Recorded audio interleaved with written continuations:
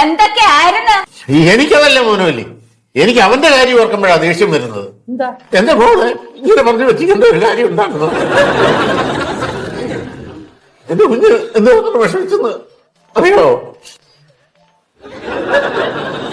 അവനെങ്ങാനും എന്റെ കൈ കിട്ടിയിരുന്നുണ്ടല്ലോ വലിച്ചു കീറിയാൻ. പറയുമ്പോ തോന്നും പറയുവാന്ന്.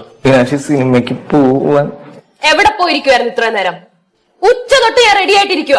ഡാഡി കാരണമാണ് ഞാൻ വരാൻ വൈകിയത്.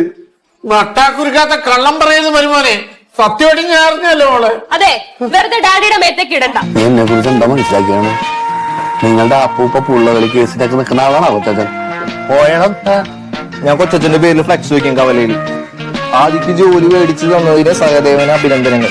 അമേരിക്കയിൽ അങ്ങനെ പറഞ്ഞാൽ വെക്കും ഫ്ലെക്സ്. കവലയില്, നമ്മുടെ കവലയില് ലെഫ്റ്റിനും റൈറ്റിനും ഫ്രണ്ടിലും വെക്കും. ഞാൻ 3 ഫ്ലെക്സ് വെക്കും, 3D ടൈപ്പ്. അതിന് നിന്റെ അടുത്ത് ഫോട്ടോ ഉണ്ടോ? എന്താ